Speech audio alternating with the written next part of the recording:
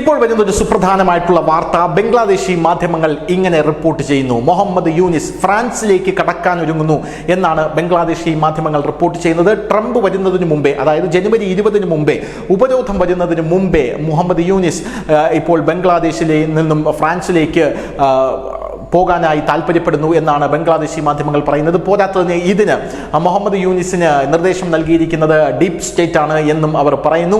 എത്രയും പെട്ടെന്ന് അങ്ങോട്ടേക്ക് കടന്നുകൊള്ളുക എന്നാണ് ഇവർ പറയുന്നത്. എന്തായാലും അൽ ഖ്വയ്ദ, ഐസിസ്, ഹിസബ് താഹിർ, ഇസ്ലാമിസ്റ്റ് ജിഹാദ് ഗ്യാങ് എന്നിങ്ങനെയുള്ള ഗ്യാങ്ങുകൾക്ക്, എന്നിങ്ങനെയുള്ള ഇസ്ലാമിക ഭീകരവാദ സംഘടനകളെ ബംഗ്ലാദേശിൽ തഴച്ചു വളരാൻ അനുവദിച്ച ശേഷം ഇപ്പോൾ മുഹമ്മദ് യൂനിസ് ഫ്രാൻസിലേക്ക് കടക്കാനൊരുങ്ങുകയാണ്. ഷെയ്ഖ് ഹസീനയ്ക്ക് ശേഷം മുഹമ്മദ് യൂനിസും കൂടെ ആ രാജ്യം വിടുകയാണ് എന്നുള്ള തരത്തിലാണ് ഇപ്പോൾ ബംഗ്ലാദേശി മാധ്യമങ്ങൾ എല്ലാം റിപ്പോർട്ട് ചെയ്തുകൊണ്ടിരിക്കുന്നത്.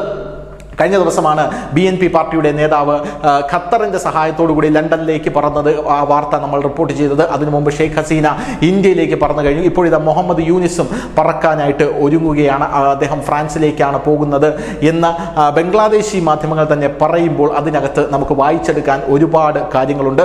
ട്രംപ് വന്നു കഴിഞ്ഞാൽ ബംഗ്ലാദേശിൽ വലിയൊരു മാറ്റം വരും എന്ന് നമുക്ക് മനസ്സിലാക്കി ഇതിൽ നിന്ന് വായിച്ചെടുക്കാം. അത് മാത്രമല്ല, ഇതിനു മുമ്പ് ബംഗ്ലാദേശിന്റെ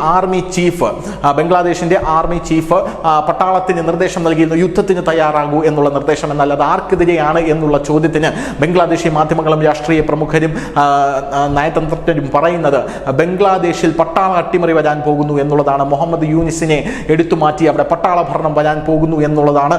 അങ്ങനെയാണെങ്കിൽ ഷെയ്ഖ് ഹസീനയ്ക്ക് തിരിച്ചു വരാനുള്ള ഒരു വഴി പോലും ഒരുങ്ങിയേക്കും എന്ന തരത്തിലും സ്പെക്കുലേഷൻസ് ഉണ്ടായിരുന്നു. അത്തരത്തിലുള്ള സ്പെക്കുലേഷൻസിന്റെ നടുവിലാണ് ഇപ്പോൾ യൂനിസും ഫ്രാൻസിലേക്ക് പോകാൻ ഒരുങ്ങുന്നു എന്ന് ബംഗ്ലാദേശി മാധ്യമങ്ങളെല്ലാം തന്നെ റിപ്പോർട്ട് ചെയ്യുന്നത്. News desk, news India Malayalam.